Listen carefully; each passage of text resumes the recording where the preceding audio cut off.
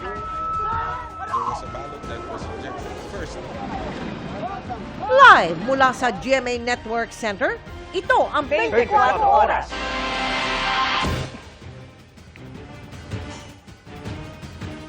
Mga kapuso, ilang minuto na lang at matutunghayan na ang tila pagbabago ng kulay ng buwan dahil sa total lunar eclipse. Ayon sa Pag-asa, 4 na minuto makalipas ang alas 7 ng gabi, matatakpan ng anino ng mundo ang buwan. Kaya posibleng masaksihan ang blood moon o yung pagkulay-pula ng buwan, depende sa lugar ninyo. Ang detalye abangan maya-maya lamang. Malamig na bangkay na nang makita ng kanyang pamilya sa punerarya ang freshman maritime student na hinihinalang biktima ng hazing. Pinaghahanap pa ang mga suspect kabilang ang 3 nakunang naghatid pa sa biktima sa emergency room ng isang ospital. Pero bukod sa freshman maritime student, tingin ng pulisya may iba pang sumalang sa initiation rites at baka mas marami pa ang sangkot sa naturang hazing. Nakatutok live si June Veneracion. June. Vicky, Mel, Emil, isang buhay na naman nasayang dahil sa umano'y fraternity hazing. Nakaburol ngayon dito sa kanilang bahay sa Dasmariñas, Cavite, ang isang freshman maritime student matapos umanong sumalang sa initiation rites. Linggo nang dumating sa isang ospital sa General Trias, Cavite ang kotseng ito na may walang malay na lalaki sa likuran. Sabi ng 3 lalaking nagsugod sa pasyente, biktima siya ng hit and run.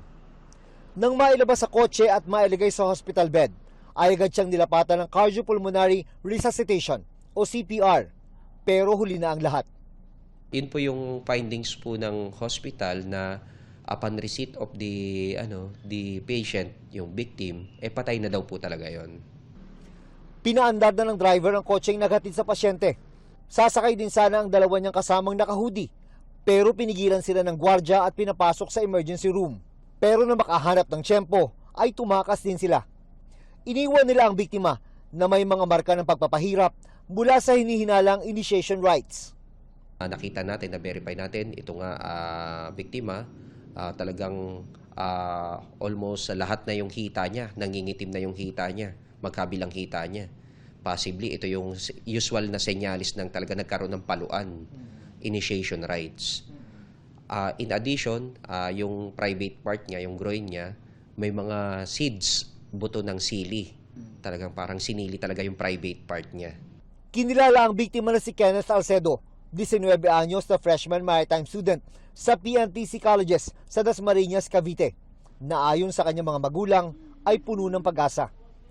Pero ang pangarap nito maging seaman para sana gumanda ang kinabukasan. Isang malagim na bangungot na lang. Kala ko, pasok sa school ng seaman. Doon, matupad yung pangarap niya. Doon lang pala nagtatapos. Hindi ko hirap tanggapin. At ang bunsong si Kenneth na napag-alamang mag-outing linggo na madaling araw, sa punerarya na nila muling nakita na parang binabuyan nila ang katawan. Yung kamay, inipit ng plies. Tapos dito sa likod, ang dami ritong pasa. Dito, dami. Bukod dito. Ito yung pinakamarder sa lahat po. Dito sa, yung hita niya sa likod. Yun po ang talaga, talong. Yung nakakasakit na damdamin talaga po. Yung nilagay nila ng sili yung dito, yung butas niya po rito sa sinuksok. Tapos dito sa puwit niya ho. Natagpuan ang kotseng ipinanghatid sa biktima na inabandona sa isang lugar na 3 barangay ang layo mula sa ospital. Sa loob nito, nakuha ang school ID at mga fraternity uniform na ayaw pang tukuyin sa ngayon ng PNP. Kasama ang team ng resibo, pinuntahan ng mga pulis ang nakarehistrong may-ari. Pero sabi nito ay naibenta ang sasakyan. Sunod na pinuntahan ang nakabili, pero naibenta na rin umano niya ang kotse. Nang matunto ng mga pulis ang pangalawang nakabili, sinabi nitong kapatid niya ang gumagamit ng kotse. Dahil dito, nakilala ng mga investigador ang driver ng kotseng nakita sa labas ng emergency room ng ospital. Meron na rin silang ideya kung sino ang 2 niyang kasama. Definitely itong hawak nating mga pangalan, mga members po sila ng fraternity na kinabibilangan po nung suspect at saka nitong nung recruit nila. At saka most of them ay nag-aaral din po dun sa school na yun. Apela ng pamilya ng biktima sa mga suspect, sumuko na lang at tumulong na madiin ang mga nagpahirap sa kanilang anak. Hindi tao, sir, eh. Yung mga gumawa niyan, hindi tao, mga demonyo, eh. Parang wala namang kapatiran dun, sir, kasi hindi naman hising ang nangyari. Parang mayroong intent to kill, eh. Kasi torture, eh. Hinala ng pulisya, hindi lang si Kenneth ang sumailalim sa initiation rite. Malaki rin nila ang posibilidad na marami pa ang sangkot sa hazing kay Kenneth. Kaya maaaring maharap sa kasong paglabag sa anti-hazing law na habang buhay na pagkabilanggo ang parusa. Sa mga may alam ng nangyari, we encourage them to get out and be a man enough para pangatawanan kung ano po yung nangyari or magbigay po ng impormasyon para mabigyan ng hustisya ang nangyari sa batang ito. Sa statement ng PNP Psychologist, sinabi nitong nakikipagtulungan sila sa investigasyon ng PNP. Ang hazing ay mahigpit daw na ipinagbabawal sa kanilang institusyon. Pananagutin nila ng eskwelahan ang mga individual at grupong mapapatulayang sangkot.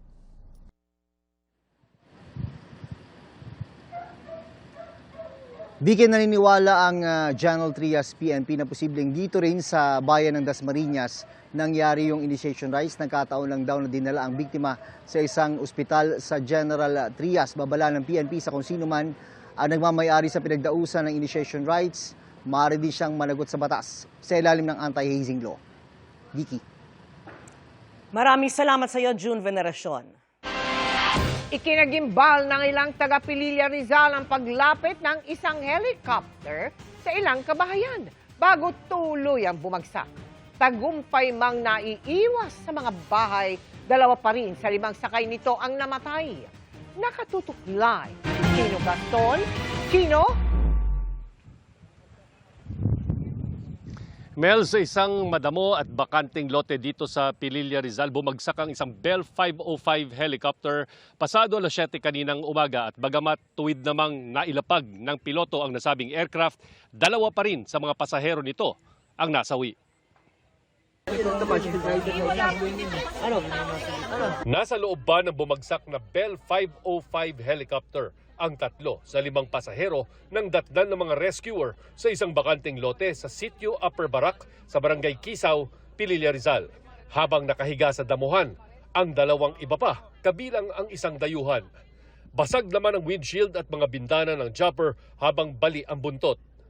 Pagdating po natin sa scene, ay may 5 pong individual na wounded. Some are severely wounded, unconscious, yung 2. Then yung 3 conscious naman. Makita naman natin sa pictures nila, 3 yung Pilipino, then may 2 foreign-looking national na biktima. Isinugod ang mga biktima sa Rizal Provincial Hospital sa bayan ng Morong, pero 2 sa kanila ang idineklarang dead on arrival. Patuloy namang ginagamot at inoobserbahan doon ang 3 iba pa. Ayon sa Civil Aviation Authority of the Philippines, pag-aari ng isang local aviation company ang helicopter na may biyaheng Manila-Quezon Province. Ayon sa ilang saksi, sa ere pa lang ay tila may problema na ang helicopter. Pero nakita nila tila na iniiwas ng piloto ang helicopter sa mga kabahayan bago ito bumagsak. Abe, nung papalapit na po dito sa amin, iba na yung ano niya, hindi normal yung takbo niya, iba parang patagilid yung takbo niya. Hanggang sa bumagsak na po doon. Kami makalapit eh. Gawa nung umiikot yung LEC. Umiikot pa yung LEC. Nung huminto, tsaka kami lumapit, tinignan namin. Yung 5 tao na hindi sila makaalis at yung isa dugo talaga, yung isa yung nasa gitna. Bandang tanghali, dumating ang mga tauhan ng Aircraft Accident Investigation and Inquiry Board ng Civil Aviation Authority of the Philippines. Tinanggal ang lona at sinuri ang loob at labas ng helicopter.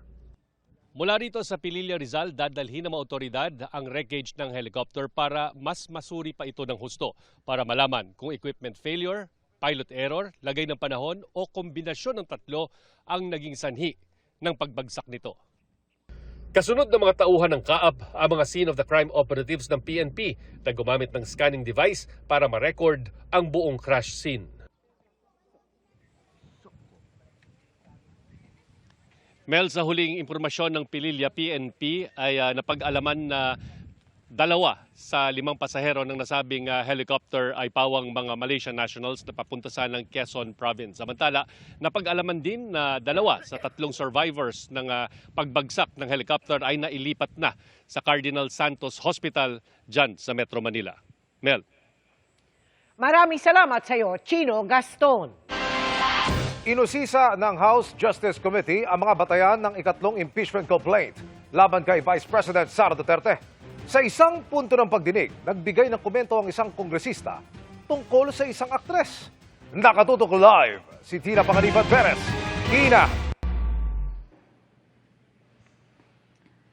Emil, isa-isang tinalakay ng House Committee on Justice ang grounds for impeachment sa third impeachment complaint laban kay Vice President Sara Duterte nang simulan ang deliberasyon sa sufficiency in substance kanina.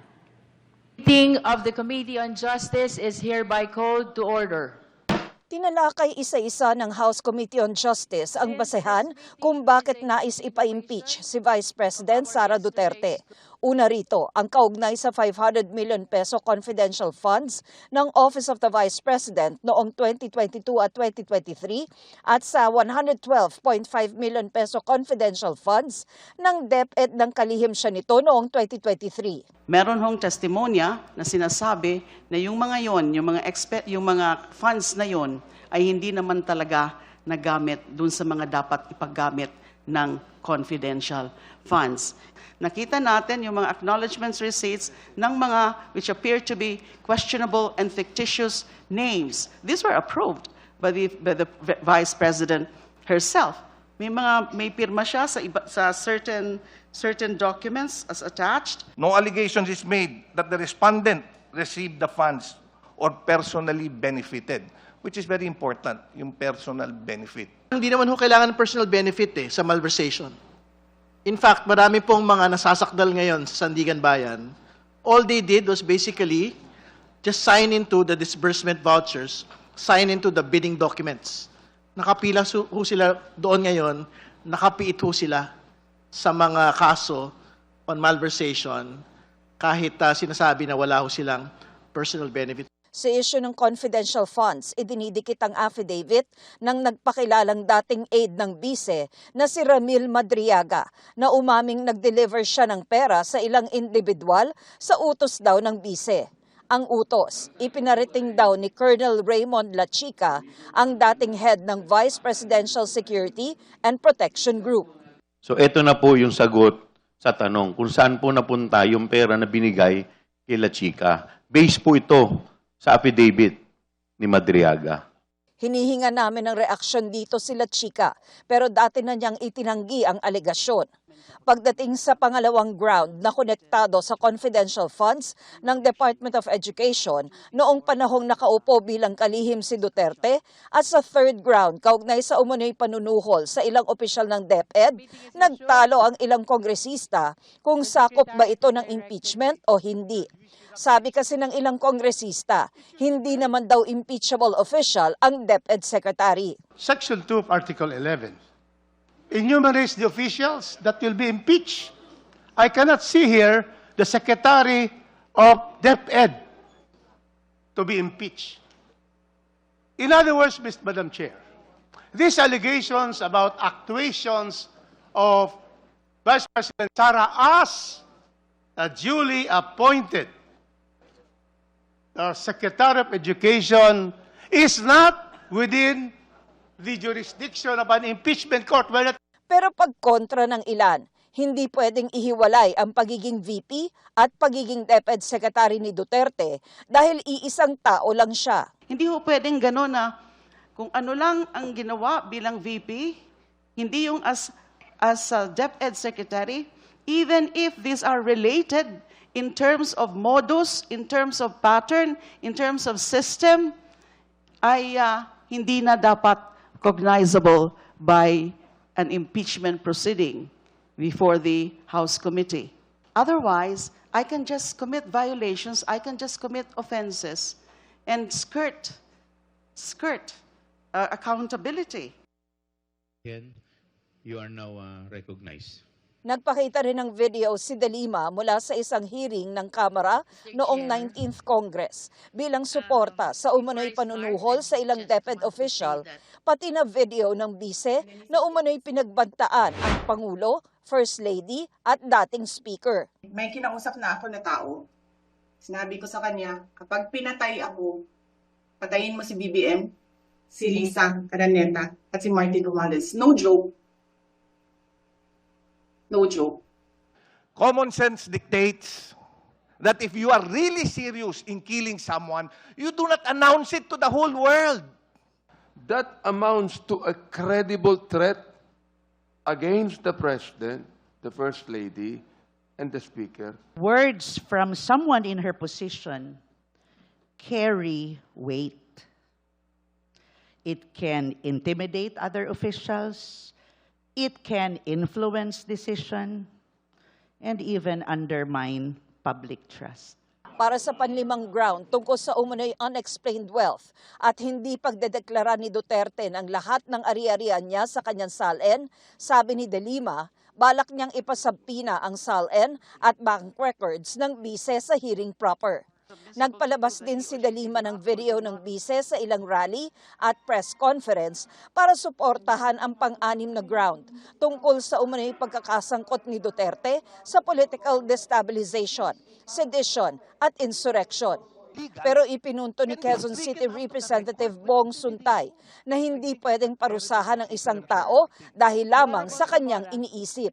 Sa paglalarawan niya sa kanyang punto, may sinabi si Suntay na inalmahan ng ilang kongresista dahil sa pagiging offensive umano sa kababaihan. Alam mo, minsan nasa Shangri-La ako, nakita ko si Ann Curtis. Ang ganda-ganda pala niya. You know, may desire sa loob ko na nag-init talaga. Na-imagine ko na lang kung anong pwedeng mangyari. Pero siyempre, hanggang imagination na lang yon. Pero di naman siguro ako pwedeng kasuhan dahil kung ano-ano yung na-imagine ko eh. Madam Chair, I would like to have those statements stricken from the record. Madam Chair, There is Happy nothing Women's Month. Madam Chair. sexual dun sa sinabi ko. Nothing immoral. It's just, I said, may na-imagine ako. I think there is nothing wrong. Sa botong 13 yes, 2 no at 2 abstain, binura ang komento ni Suntay tungkol sa aktres na si Ann Curtis. The Chair Yes. would like to state that if the manifestation of the justice member offends the sensitivity of the justice members, then it means that we are crossing the boundaries already. Madam Chair. After all, we rule here by the judgment of the justice members. Natapos na ngayong araw ang deliberasyon sa sufficiency in substance ng third impeachment complaint laban kay Vice President Sara Duterte. Hindi pa ito pinagbotohan kung sufficient in substance nga, pero nanindigan dito ang endorser na si Representative Laila De Lima. Bukas naman sa pagpapatuloy ng deliberasyon ng House Committee on Justice, sufficiency in substance naman ng fourth impeachment complaint ang kanilang tatalakayin. Sabi ni House Committee on Justice Chair Jervy Luistro, sakaling sufficient in substance nga ang mga reklamo, pwede nilang idaos ang hearing proper sa Abril. Emil? Maraming salamat, Tina Panganiban Perez. Sakaling biglang lumobo ang bayarin ninyo sa tubig, posibleng dahil yan sa tagas sa pagitan ng metro ng tubig at ng gripo ng inyong bahay. Ang mga yan, patilik sa iba pang linya ng Maynilad, hinahanap na gamit ang ilang high-tech na gadget lalo't malapit na ang tag-init. Nakatutok si Bernadette Reyes. Matyagang sinuyod ng Maynilad ang Barangay Bungad sa Quezon City para maghanap ng mga tagas ng tubig. Gamit ang mga makabagong teknolohiya tulad na lamang nitong tinatawag na electronic listening stick, nalalaman ng mga kawani ng Maynilad kung meron bang tagas ng tubig sa isang lugar, halimbawa na lamang dito sa Barangay Bungad sa Quezon City. Kapag meron silang na-detect na leak, maririnig natin dapat gamit ang ating listening device ang tila malakas-lakas na agos ng tubig. Sa Barangay Paltok, gumamit naman ng tethered leak detection equipment para mabilis ding mahanap ang tagas. Meron tayong 500 mm diameter na steel pipe na ini-inspect ngayon. Using yung aparato sa loob, nakikita natin visually kung may senyales ng leaks o tagas yung linya. And at the same time, kamukha ng ginawa natin kanina, naririnig din natin. Noong nakaraang taon, mahigit 250 million liters per day na tubig ang na-recover sa ganyang operasyon. Halos doble yan ang kayang isupply ng Putatan Water Treatment Plant kada araw, na kayang magserbisyo sa 1.8 million customers. Bago isa pribado, 67% ng tubig na pinoproseso ng Maynilad ang hindi na umaabot sa mga consumer dahil sa mga tagas o non-revenue water. Pero bumaba na sa 30.7% noong 2025 at target na pababain pa. Bukod sa paggamit ng bagong teknolohiya para mahanap ang mga tagas, tuloy-tuloy rin ang pagpapalit ng mga lumang tubo. Dahil sa mga ganyan, kung kaya pinakamaraming tagas sa Maynila. Pinakalumang linya po ay matatagpuan sa Manila. Ganoon din po, coastal area yon. Hindi sinisingil sa mga customers ang non-revenue water, pero nakukwenta na bilang konsumo ng customer kung nasa pagitan na ng kanilang water meter hanggang sa gripo ng bahay ang tagas. Ganyan ang nangyari kay Helen na mula 3,000 pesos, lumobo sa 12,000 pesos ang buwanang bayarin sa tubig.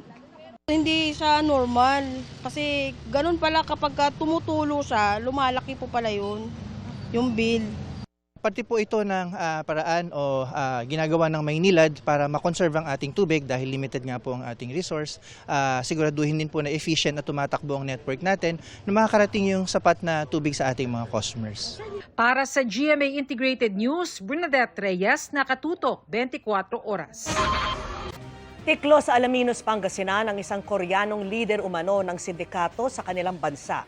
Ang puganteng nag-ooperate din sa Pilipinas, nagpapanggap umanong Pilipino at may hawak na Philippine passport at driver's license. Nakatutok si John Consulta, exclusive.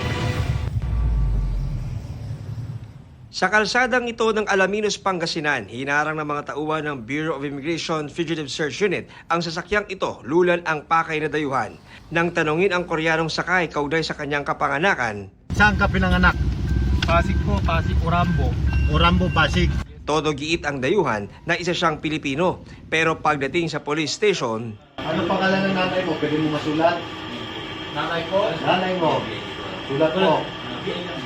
Dito na nagkabistuhan. You have the right to remain silent. Anything you say can be used against you. Ayon sa BI, nagpapanggap na Pilipino ang 41 anyos na Koreano na isa umanong big boss ng isang crime group at nag-operate dito sa Pilipinas. Matagal na nating sinusundan from Batangas kasi pag may may-ari din siya doon na resort, nasundan natin siya dati doon at lumipat na nga siya dito sa area ng Alaminos. Gumagamit na rin siya ng Filipino na identity. During the arrest nga, nagpresenta siya sa atin ng Philippine passport. May nakuha din tayong driver's license.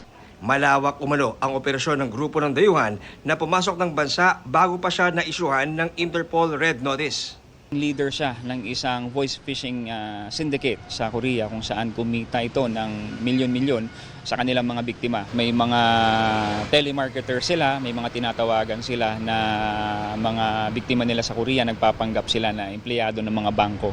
Bukod sa kanyang hawak na lisensya, iniimbestigahan din ng Land Transportation Office o LTO ang kanilang natuklasan kaugnay sa puganteng dayuhan.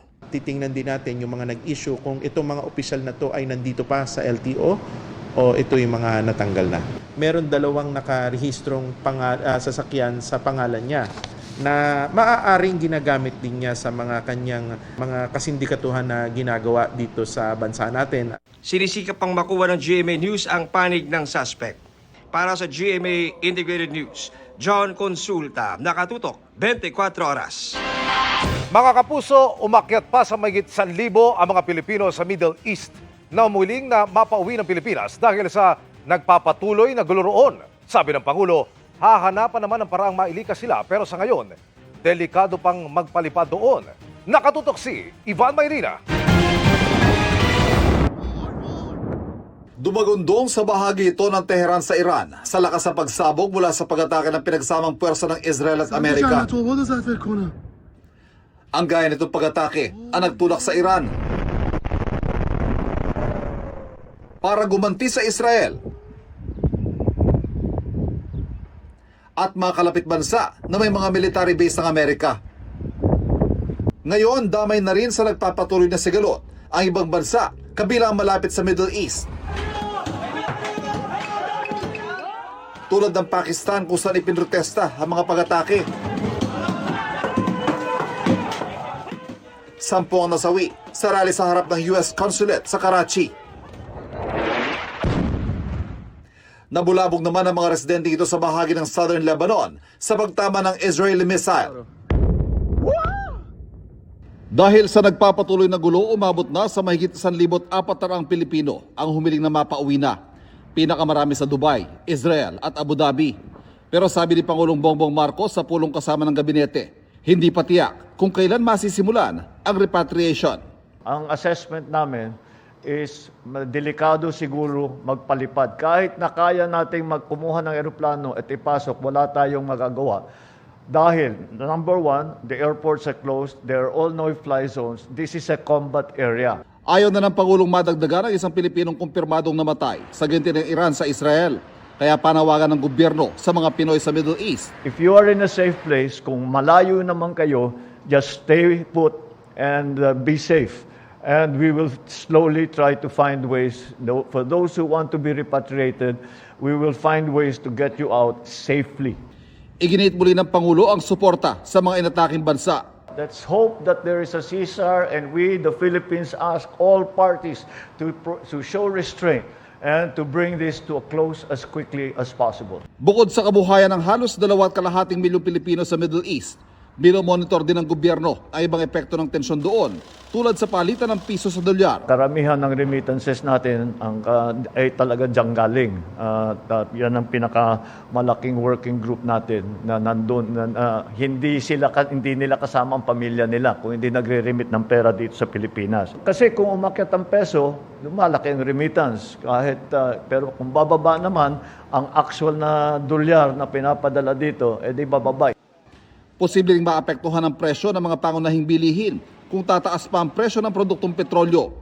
Pero kung seguridad ang usapan, siniguro ng gobyerno na walang direktang epekto sa Pilipinas ang giyera sa Middle East. Itong mga agam-agam na to, ulitin ko, walang basihan.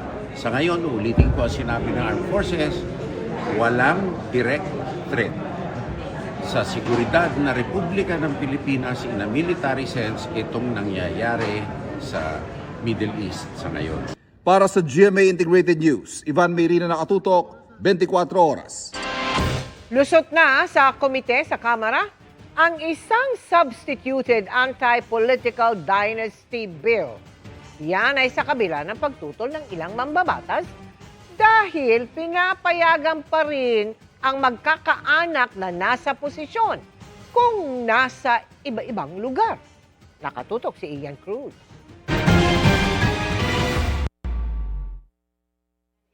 20 members of the House supported the motion, while 4 objected to the motion. Sa botong yan ay inaprubahan sa committee level ang isang substituted anti-political dynasty bill.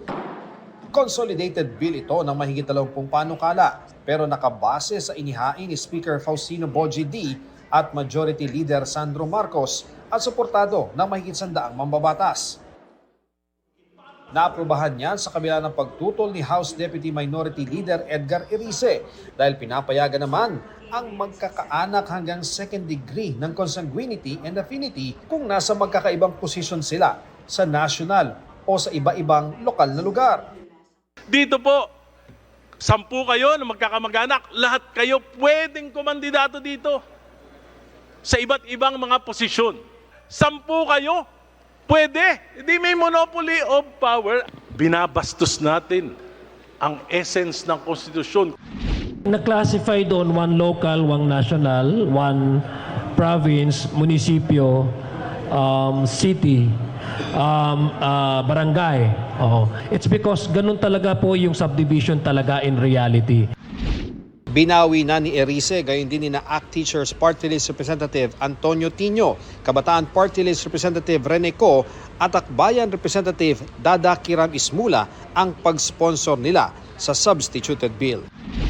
Para sa GMA Integrated News, Ian Cruz nakatutok, 24 oras. Chika Minute na po mga kapuso, at ang makakasama natin ngayong Tuesday Chikahan, ang gumanap na mukha ng batis ng katotohanan sa Encantadia Chronicles Sangre, si Ashley Rivera. Ashley! Thank you, Miss Vicky, and good evening mga kapuso! On fire agad in her kontrabida era si Ashley Ortega sa unang episode pa lang ng GMA Afternoon Prime series na Apoy sa Dugo. Pinuri rin ng mga manonood at netizens ang takbo ng istorya at galing ng cast. Makichika kay Athena Imperial. Fierce and unapologetic ang bumungad na aura ng karakter ni Ashley Ortega na si Angel sa pilot episode ng GMA Afternoon Prime series na Apoy sa Dugo. Walang kahit anumang lines, pero achieve ang pagiging kontrabida. From the presentation na shooting down pa lang papunta sa face is something cinematic talaga. So, happy ako sa introduction ng character ko. And yung goal ko talaga, kahit wala pa akong lines, parang alam na ng tao yung aura and vibes ni Angel. Ginagawa ko lahat ng ito para sa'yo! Sabi ng mga tumutok, fresh take na walang love triangle sa istorya. Mas nag-focus kasi ang serye sa half-sisters na sina Angel at attorney Vanessa Sanggalang Panganiban, na role naman ni Elle Villanueva. Habang ipinalalabas ang pilot episode sa telebisyon, ka-interact nila Ashley, Elle at Derek Monasterio ang viewers at netizens sa Kapuso stream. Thankful sila sa mga nanood at sa positive feedback. Athena Imperial updated sa Showbiz Happenings. Mga kapuso, tinutugis ngayon ang isang Syrian na inireklamo ng mga dating kasintahang Pinay, kabilang ang isang streaming artist. Bukod sa pananakit, tinakot pa umano ang mga biktima kaugnay ng ilang video kung hindi magbibigay ng pera. Narito ang aking eksklusibong pagtutok. Humigit kumulang 4 na taon na naging karelasyon ng 20 anyos na nursing student na si Lily, hindi niya tunay na pangalan, ang isang 24 anyos na Syrian national na isang foreign student na kumukuha ng kursong medisina. Pero kamakailan, hiniwalayan ni Lily ang Syrian dahil nananakit na raw ito. Hinila niya po yung kamay ko, tapos nahulog ako sa sahig. At pag may pinagseselosan po siya, sinasaktan niya po ako physically. Ano ginagawa niyang klase ng pananakit? Pananakal, pananampal, tapos panununtok. Ipinakita ni Lily sa GMA Integrated News ang mga tinamo niyang mga latay, pasa at sugat nang pagbuhatan siya ng kamay kamakailan ng Syrian. Ayon kay Lily, lalo raw nagalit ang dayuhan sa kanya nang makipaghiwalay na siya. At ang naging banta raw nito, ipapakalat ang mga pribado nilang videos. Isisend niya po sa mga pamilya ko at sa mga kaibigan. Kinalat na rin po niya sa story sa Facebook. Nakakahiya po, masakit, mahirap. Nakakapagod na po yung ginagawa niya, tapos sobrang stress. Kanina, sinamahan namin si Lily sa PNP Anti-Cybercrime Group para makapag-file ng complaint. I already instructed my teams from the Women's and Children's unit to conduct investigations and to coordinate with the Bureau of Immigration as to the whereabouts of the suspect. Then, of course, to conduct cyber patrolling. Pero sa opisina ng PNP ACG, nagkataong may isa pang nagrereklamo sa parehong Syrian national. Lumalabas na matapos ni Lily, nakarelasyon naman umano ng Syrian ang complainant na itatago namin sa pangalang Alma. Hindi niya rin tunay na pangalan. Si Alma, isang artista sa isang local online streaming platform. Nag-file din ng parehong kaso si Alma laban sa inireklamong Syrian national. Isisend niya po yung fake video ko sa full family and relatives kung hindi ko siya bibigyan ng kalahating milyong piso. Ang alam ni Alma, nakalabas na raw ng Pilipinas ang Syrian at nakauwi na sa kanilang bansa. Araw-araw po akong umiiyak, sumisigaw. May araw po na inuuntog ko po yung ulo ko dahil sa sobrang takot, sobrang hindi ko na po alam ang gagawin. Sakali na nakalabas na raw ng bansa ang suspect at patuloy pa rin itong nagbabanta at nangingikil. Ayon sa PNP ACG, pwede pa rin daw habulin ang kagaya nito at mapanagot ng batas. We will refer it to the Department of Justice for the MLAT. So we have a mutual legal assistance treaty with the other countries. So we will request them and of course through Interpol. Para sa GMA Integrated News, Emil Sumangil, Nakatutok, 24 Oras. Niyanig ang Iloilo ng magnitude 4.8 na lindol kagabi. Nagsilabas ng bahay ang ilang taga-bayan ng Tubungan. Wala namang naitalang major damages sa bayan ng Gimbal kung saan naitala ang epicentro ng lindol ayon sa MDRRMO. Pero sa bayan ng Tigbawan, nakitaan ng malalaking bitak ang ilang bahay at classroom.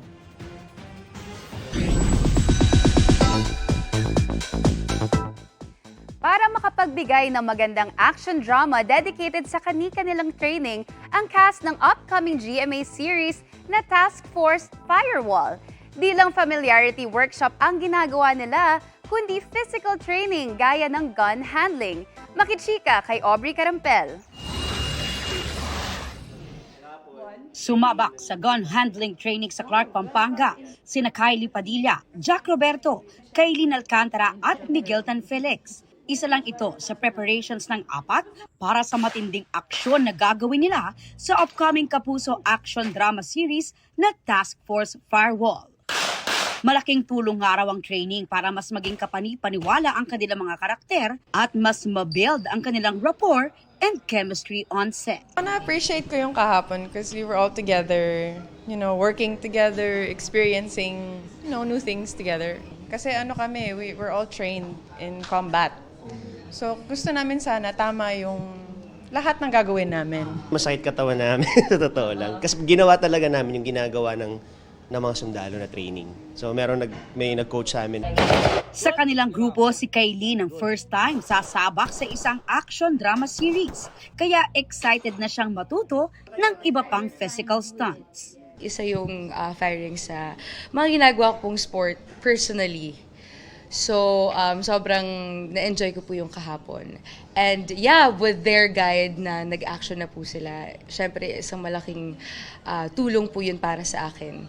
Dahil experience na po sila dun sa genre na yun. And ako, I cannot wait to experience the genre ng action naman. Si Miguel naman nag-overnight pa para sa kanyang rigid military-style training sa Tarlac. Feeling ko isa rin yun sa mga duty ng mga actors is kung paano pag-aralan talaga kung paano yung ginagawa ng trabaho ng character. Sumabak din ang apat sa familiarity workshop kasama ang co-stars gaya nila Buboy Villar, Cheska Fausto at Shane Sava. Mas klaro na ngayon yung mga character namin and how sila nagko-connect sa isa't isa. Aubrey Carampel, updated sa showbiz happenings. Mga kapuso, magandang balita para sa mga gustong masilayan ng blood moon o yung total lunar eclipse ngayong gabi. Maaliwalas po ang kalangitan sa malaking bahagi ng bansa, maliban sa ilang lugar sa Caraga at Davao Region sa Mindanao. 7:34 ng gabi, ang peak ng eclipse na masisilayan kundi maulap sa inyong lugar. Dalawang weather system pa rin ang umiiral. Ayon sa Pag-asa, ang amihan sa extreme northern Luzon na lamang nakakaapekto kaya posible ang maulap na kalangitan at mahihinang pag-ulan sa Batanes at Babuyan Islands. Easterlies naman na nakakaapekto sa nalalabing bahagi ng bansa. Bukod sa init at alinsangan, may dala rin itong ulan. Batay sa datos ng Metro Weather, posible ang light to moderate rain sa ilang bahagi ng northern Luzon bukas. Malaking bahagi naman ng Mindanao ang maaaring ulanin lalo na sa hapon. Posible ang malalakas na ulan kaya mag-ingat sa banta ng baha at pagguho ng lupa. Mababa ang tsansa ng ulan sa Metro Manila pero ugaliin pa rin ang pagdadala ng payong bilang proteksyon sa init. Pinatay sa saksak ang isang lalaking nakialam umano sa away ng kanyang katrabaho at asawa nito. Babalapos sensitibo ang nahulikam na krimen sa Binyan, Laguna. Nakatutok si Oscar Oida.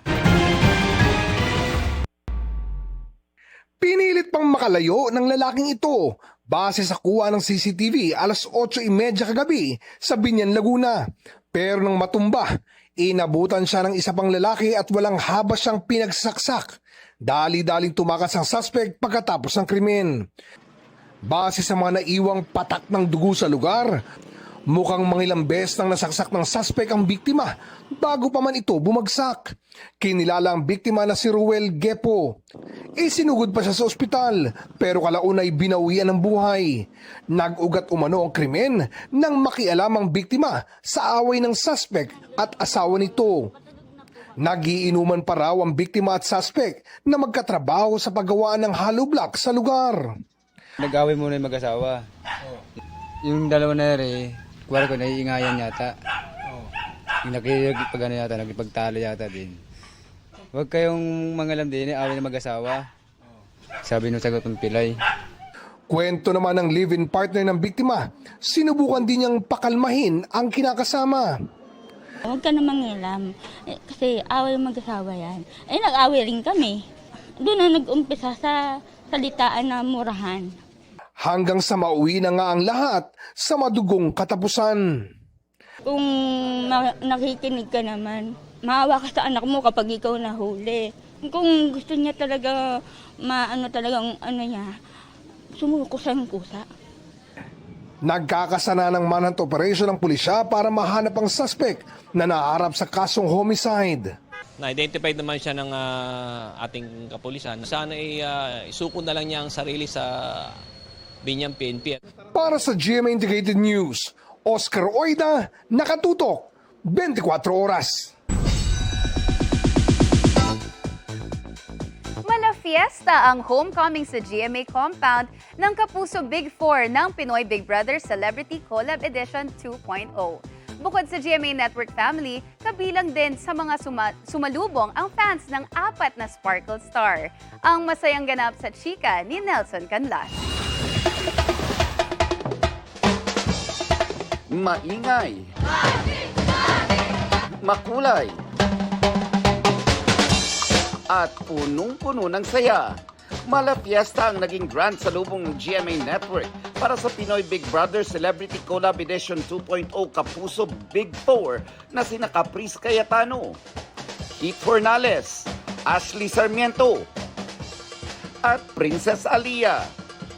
Nagsama-sama sa GMA compound ang daan-daang fans na kompleto pa sa banners, gifts, at overflowing party food to surprise their biases. Medyo hindi ako sanay kasi syempre po sobrang tagal din namin sa loob ng bahay. Pero ayun nga, sobrang happy ko din sa labas kasi hindi po namin na-expect na ganito pala talaga. Grabe yung suporta ng mga fans. Sobrang masaya po ako. Sobrang, hindi ko po in-expect na ganito po pala grabe yung homecoming. So super thankful lang po kayo. Nung nakita ko po yung mga tao, nagulat po ako kasi hindi ko po talaga na-expect at sinupress lang po kaming 4. Kaya ayun, natuwa po ako nung nakita ko po lahat ng mga fans po namin. Pinangunahan ng Grand Kapuso sa lubong ni GMA Senior Vice President Attorney Annette Gozon Valdez at iba pang opisyal ng Kapuso Network. All of them really deserve the win, yes. Madami na. Pero syempre, wag muna ngayon sabihin, pero lahat sila may nakaabang na. So, meron silang mga individual projects, may mga magkakasama, may collab. So, abangan natin yan lahat. Na-excite po talaga ako sa mga future po namin, mga projects, lalo na po kaming lahat. Kaya na-excite na po ako sa magiging journey po talaga naming housemates. Nelson Canlas updated sa Showbiz Happenings.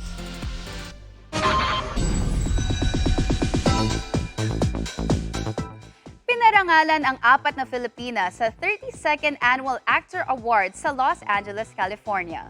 Very proud ang Pinoy cast ng medical drama series na The Pit na sina Kristen Villanueva, Emilyn Abellera at Isa Briones nang makuha nila ang Outstanding Performance by an Ensemble in a Drama Series. Kabilang naman si film actress and singer Hailey Steinfeld sa horror film na Sinner na nanalong Outstanding Performance by a Cast in a Motion Picture.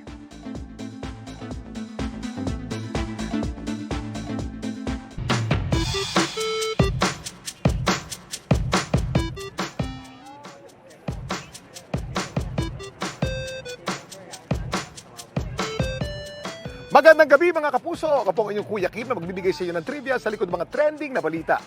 Isa rin ba kayo sa mga nakatingala ngayon sa ating kalangitan? Kung oo, tiyak nasaksihan nyo rin ang tila pagbabago ng kulay ng ating buwan. Pulang-pula po ito ngayon. Ito yung tinatawag natin na blood moon. Resulta na nangyayari ngayong total lunar eclipse. Alas 4 pa lang ng hapon, abala na ang miyembro ng Philippine Astronomical Society sa pagsiset up ng kanilang mga telescope dito sa Luneta sa Maynila. Sa gabi kasing ito, masasaksiyan daw sa ating kalangitan ang isang total lunar eclipse. So we have set up 3 telescopes and ang public po ay libre po silang makakasilip dito. So nandito po kami sa Rizal Park from 6 p.m. up to 10 p.m. Makikita po natin ang total lunar eclipse na matatakpan po ng shadow ng Earth ang ating buwan by 7 p.m. And then by 7:30, makikita po natin ang totality of the eclipse. Ang eclipse ay nangyayari kapag naghahanay ang araw, Earth at buwan. Lunar eclipse ang tawag kapag nasa gitna ng buwan at araw ang Earth. Dahil dito, natatakpan ng anino ng Earth ang buwan. May 3 klase ng lunar eclipse. Penumbral lunar eclipse ang tawag kapag dumadaan lang ang buwan sa outer shadow ng Earth, o yung tinatawag na penumbra. Ang resulta, bahagya lang ang pagdilim ng buwan. Ang partial lunar eclipse naman ay nangyayari kapag hindi pantay ang pag-alay ng araw, Earth at buwan. Kaya bahagi lang ng buwan ang natatakpan ng anino ng araw. Ang nasasaksiyan naman ngayong gabi ay ang tinatawag na total lunar eclipse. Nangyayari ito kapag buong buwan ay pumapasok sa pinakamadilim na anino ng Earth, o yung tinatawag na umbra. Sa lunar eclipse, halos lahat ng mga bansa na nasa night side, kung saan yung oras ng lunar eclipse ang nangyayari, makakakita. May mga nabasa ako na sinasabing dito sa Manila makikita, mali yun. Sa buong Pilipinas, makikita yon, hindi lang sa Manila. At hindi natin kailangan gumamit ng mga solar filter. Basta clear ang sky, safe tignan ang lunar eclipse. Isa sa mga nakabamanghang nangyayari tuwing total lunar, ang tila pag-iba ng kulay ng buwan. Nagiging pula kasi ito, kaya tinatawag din itong blood moon. Pero bakit nga ba namumula ang buwan tuwing may total lunar eclipse? Kuya Kim, ano na?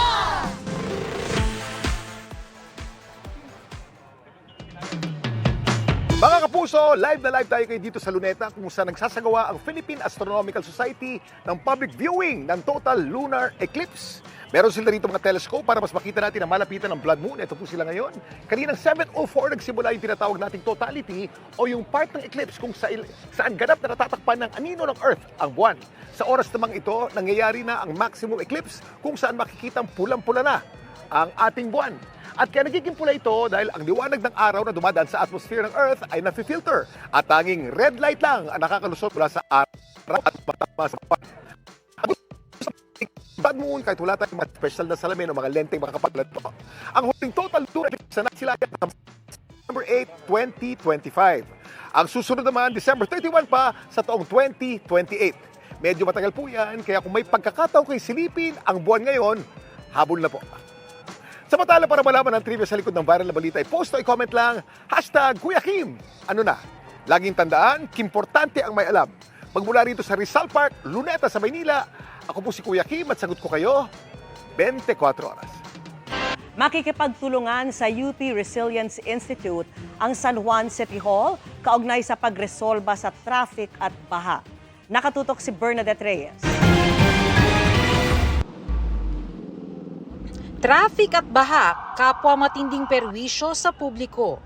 Kaya naman pinag-aaralan ng lokal na pamahalaan ng San Juan kung paano maiibsan ang epekto nito. Nakipagkasundo ang LGU sa UP Resilience Institute at National Center for Transportation Studies para sa teknikal at sayentipikong mga pag-aaral kung paano masusolusyonan ang problema. It's really more on a larger, like disaster risk reduction and mitigation, climate change adaptation, urban planning, transport planning, and it includes not just science but governance as well.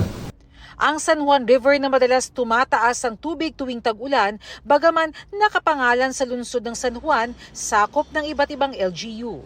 Kaya naman plano ng lungsod na maging bahagi rin ito ang iba pang mga lokal na pamahalaan sa Metro Manila. San Juan will be the pilot. Kumbaga, ang proof of concept dito sa San Juan, again, when it comes to flood mitigation, disaster resilience, yung sustainability efforts, and of course, pati yung ating traffic management. Once we're able to establish the partnership in San Juan, we will now scale it up to the Metro Manila Council. Sabi naman ng UP Resilience Institute, hindi na daw mawawala ang baha, pero ang mahalaga raw magkaroon ng flood management na ginagamitan ng siyensya. Halimbawa, dapat magkakaugnay ang Drainage Master Plan sa Metro Manila. Ang pwedeng mawala, yung napakalaking baha. Kasi if we are able, kaya yung plano, hindi pwedeng separate yung Quezon City doon sa Caloocan, doon sa San Juan. Yung magagawa sa Quezon City, makakatulong doon sa San Juan, tsaka Manila. Ayon sa National Center for Transportation Studies, bukod sa mga makabagong teknolohiya, mahalaga ang pagtutulungan ng mga local government units para mapabuti ang daloy ng trapiko. Ang objective really is to involve other LGUs as well para po sa kaiulad ng, para po mag-improve unang-una po ang trapiko, ang traffic management, as well as yung planning in terms of how to strengthen ito pong yung disaster risk management natin. Para sa GMA Integrated News, Bernadette Reyes, nakatutok 24 oras. Pati presyo ng kuryente, pinangangambahang ding tumaas dahil sa epekto ng gulo sa Middle East. Paghimok ng Pangulo sa mga ahensya ng gobyerno, pati sa publiko, magtipid lalo sa paggamit ng mga produkto at serbisyong ginagamitan ng langis. Nakatutok si Maki Pulido. Sa gitna ng tensyon sa gitnang silangan, bukod sa presyo at supply ng krudo, may agam-agam din kung maapektuhan ang presyo ng kuryente. May mga power plant pa rin kasi ang Pilipinas na pinatatakbo ng krudo. Pero sabi ng Department of Energy, minimal o kakaunti lang yan, kaya hindi raw masyadong makakaapekto sa ating power supply. Technically, we are not dependent on oil for electricity.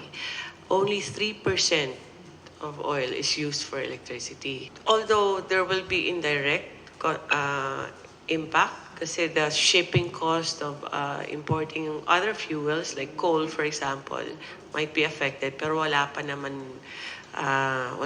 kaming napapansin dyan. Ang inventaryo ng mga produktong petrolyo ng mga oil companies sa bansa aabot daw ng hanggang 2 buwan. Gayunman, kung tumagal ng gera, humihingi na raw sa kanila ang DOE ng contingency plan kung saan bibili ng langis sa labas ng Middle East. We are assuring na hindi po pupunta kayo sa gasolinahan at walang gasolina doon. Hihingin rin daw ng DOE sa mga oil company na utay-utayin ang anumang oil price increase. Instead of one time, baka pag-usapan yung over a series of adjustments weekly or a number of days. At nagawa na ho natin ito recently dun sa nangyaring Israel-Iran missile conflict. Sa gitna nito, inutusan na ni Pangulong Marcos ang mga ahensya ng gobyerno na magpatupad ng mga paraan ng pagtitipid.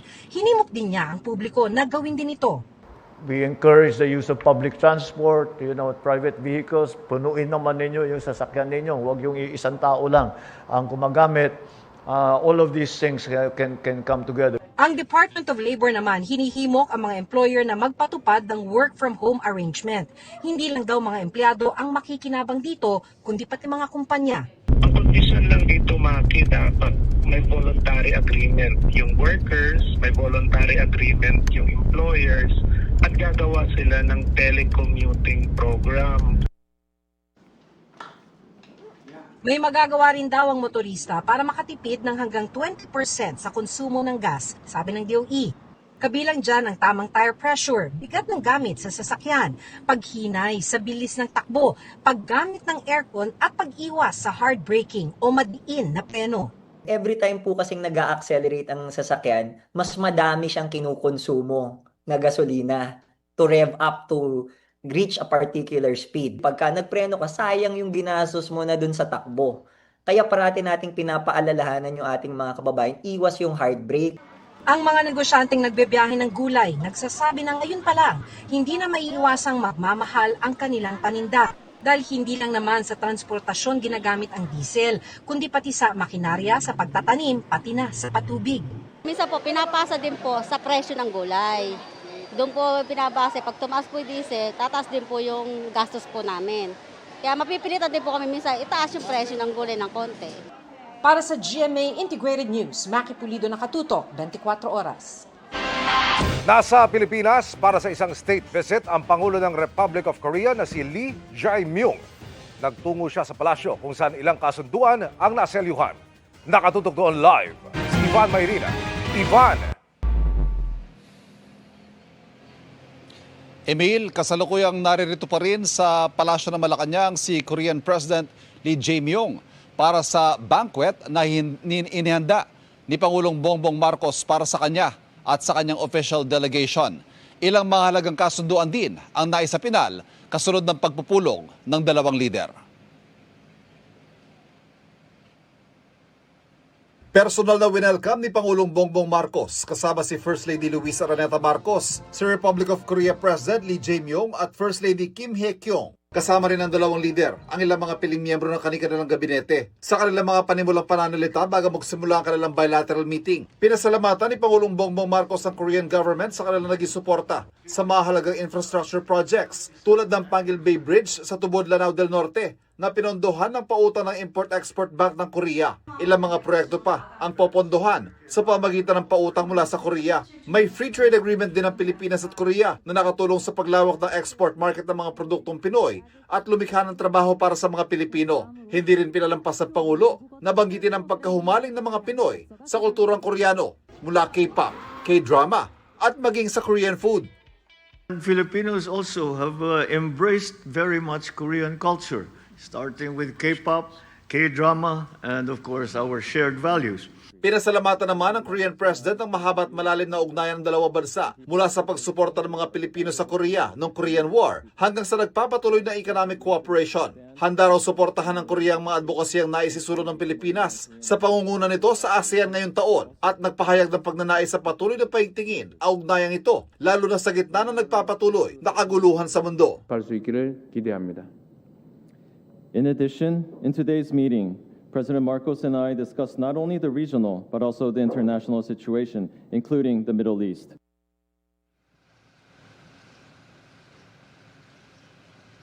Emil, sa pagtatapos nga ng pulong ni Pangulong Bongbong Marcos at ni President Lee ay 10 kasunduan ang formal na pinirmahan sa larangan niya ng ekonomiya, ng teknolohiya, sa defense procurement para sa modernization ng AFP, sa larangan ng police cooperation o kooperasyon sa pagitan ng pulisya ng dalawang bansa at gayon din sa Korean language education. Pareho namang nagpahayag ng suporta ang dalawang lider sa pagtindig para sa kapayapaan sa Indo-Pacific region, sa Korean Peninsula at sa agarang pagresolba sa sigalot sa Middle East. Emil. Maraming salamat, Ivan Mayrina. Binabantayan ng Pag-asa ang tsansang magka-El Nino sabay sa habagat season na maaring magdulot ng mas malalakas na bagyo. Pero wala pa man yan at ang parating na tag-init, mataas na init factor na po ang naitala sa ilang lugar sa bansa. At nakatutok si Mark Salazar. Abot 7 lugar na ang nakaranas ng 40 to 41 degrees Celsius init factor kahapon. Kabilang sa isang bayan sa Negros Occidental. Kapag nasa labas ka at 40 degrees, 40 to 41, ito ay kinakategorize natin kung saan nandun na tayo sa tinatawag natin na danger. Kaya medyo alarming ito, hindi pa nga talagang tag-init. Ayon sa Pag-asa, ang maagang pagpalo ng heat index ay senyales na ang paparating na tag-init ay pwedeng sumagad sa 52 degrees Celsius sa pakiramdam. Most likely, 50 pataas, which is 52 extreme danger. So yung may mga pre-existing condition, kagaya ng mga high blood or yung mga matatanda, so mas prone sila na pwedeng ma-heat stroke. So yun yung may mga pre-existing condition na lalo na yung mga nasa labas. At yung nga, so yung mga mga outside workers. Isa pang binabantayan ng Pag-asa, ang El Nino na lampas 50% na ang posibilidad na ma-develop sa July, August at September. Delikado pa namang sumabay ang El Nino sa panahon ng habagat. Nakita na natin yan sa mga taong July din nagsimulang magka-El Nino. Ang makikita natin maikumpara is yung time ng 2014, 2015 at saka yung 2009-2010 na kung saan nung 2009-2010 meron tayong Tropical Storm Ondoy ng September yon, and then yung naman 2014-2015 nagkaroon tayo ng Typhoon Glenda na nagkaroon ng malawakan ng mga damage lalo na po dyan sa may Bicol area, Southern Luzon and including Metro Manila nung naapektuhan tayo ni Typhoon Glenda. Hopefully hindi naman po mangyari, but then yun po yung mga possible na posible na mangyari kapag matuloy po itong El Nino ng ganung mga panahon din, mga around kasagsagan ng ating habagat season. Pagkatapos pabagsikin ng El Nino ang ating mga bagyo at habagat, saka naman ito paiigtingin ang tagtuyot na magsisimula sa Disyembre na titindi pa hanggang summer 2027. Maaring maapektuhan ito yung mas mainit na temperatura natin na mararanasan sa next warm and dry season months natin sa 2027. So, ito yung kailangan din nating i-monitor. Nagsanib puwersa ang Pag-asa at Department of Agriculture para gabayan ang mga magsasaka sa kanilang planting season habang may El Nino. Naalala niyo yung kwento ng daang libong mga magsasaka na sinalanta ng El Nino noong 2024? Yung bilyon-bilyong pisong halaga ng produksyon na nawala dahil sa tagtuyot. May mga leksyon naman daw natutunan dyan ng Department of Agriculture at may mga solusyon daw na susubukan para maiwasan na ang ganyang problema sa agrikultura. Ang malaking learning doon sa 2024, you need to prepare for the worst. Yung solar-powered irrigation project. Dalawang sinosolve nun eh. Una, pwede kang groundwater, pwede ka dun sa open water source. So maganda yun. Hindi ka nagagamit ng crudo. And then kapag controlled kasi ni farmer yung irrigation, yung irrigation water, mas madali niyang makapag-diversify. May nakakasanang 340 million peso funding para makapag-deploy ng teknolohiyang tutulong sa magsasakang sumalag sa El Nino. Kung El Nino ka nito, importante ito doon sa mga tail end ng NIA, na yung dulo ba, yung hindi masyadong nararating ng irrigation ng NIA. And of course, doon sa mga walang patubig pa ng NIA, na meron kang sustainable source coming from both the groundwater mo at saka doon sa open water source. Yung open water source, yung malalaking ilog, lawa. Para sa GMA Integrated News, Mark Salazar. Nakatutok, 24 oras. More than a month to go at malalaman na kung bakit ganon ang title ng upcoming horror film na Huwag Kang Titingin. Sa mismong shoot nga nito, makatindig balahibo na ang mga naranasan ng cast. Makichika kay Aubrey Carampel. Sa paparating na tag-init, tiyak daw na tulo pawis sa kaba pag napanood ang upcoming horror film na Huwag Kang Titingin na collab project ng GMA Pictures at Mentor Productions. Ang mga bidang sina Sofia Pablo at Allen Ansay, tumindig daw ang balahibo sa location pa lang. Kami ni Sophie, nag-shoot mismo kami sa sementeryo ng madaling araw hanggang umaga. So talagang habang ginagawa namin yung mga eksena na talaga, as in parang talagang totoong natatakot. Bukod sa talagang matakotin ka naman. Ikaw lang talaga. Ako pala. Magugulatin siya, Magugulatin lang ako, pero hindi ako matatakotin, oh. Si Sofia nga raw na mahilig manood ng horror movies. Aminadong hindi kinaya kahit na script pa lang ang binabasa. Nung binabasa ko po yung script, nung unang sinend sa akin, mag-isa kasi ako noon, hindi ko tinuloy kasi natakot ako. As in like, kasi alam naman natin na yung producers, which is GMA Pictures and Mentor, ang galing din nila talaga na gumawa ng horror. So, very exciting na napabilang kami sa gantong film. Ang kapwa ex-PBB housemate ni Sofia na si Marco Masa, nasuki na ng horror films, iba raw ang naging pakiramdam ng mag-shoot ng pelikula. Nakakatakot siya, honestly. Like, ibang klaseng takot yung naramdaman ko. Kasi while reading the script, medyo creepy na siya. Pero nung nandoon na ako sa set, mas doon nag-sink in sa akin. At nung nakita ko na yung nakakatakot, as in, talagang nakakatakot siya at nakakadala din. Si Sean Lucas, may hindi raw malilimutan na eksena. Parang may parade yung pupuntahan naming parang baryo, sitio. Tapos lahat nakatakip yung muka, lahat may mga belo, may mga... So kami mismo na nandun kami mismo sa set, talagang nakakatakot talaga siya. It really sets the vibe for the whole movie. Kasama rin sa cast, sina PBB Celebrity Collab Edition First Season housemates, Shuvi Etrata, Michael Sager, Josh Ford, Charlie Fleming at Kira Ballinger, pati na si Anthony Constantino. Madaling maakit ang mga ligaw na kaluluwa. Kahit na anong mangyari, huwag muna kayong titingin. Bakit bawal po tumingin? Baka hindi na kayo makabalik. At kung bakit huwag kang titingin ang title ng horror film, malalaman daw pag napanood ang pelikula. Nakita nyo naman sa trailer sa dulo, napatingin ako. So, syempre abangan nyo kung anong mangyayari kapag napatingin ka sa umaalikid. Kasi ayun, merong mga supernatural creatures na nararamdaman mo lang. Pero pag nakita mo, hindi mo gugustuhin makita. Showing na sa April 15 ang Huwag Kang Titingin sa mga sinihan. Aubrey Carampel, updated sa Showbiz Happenings. At yan ang mga balita ngayong Martes.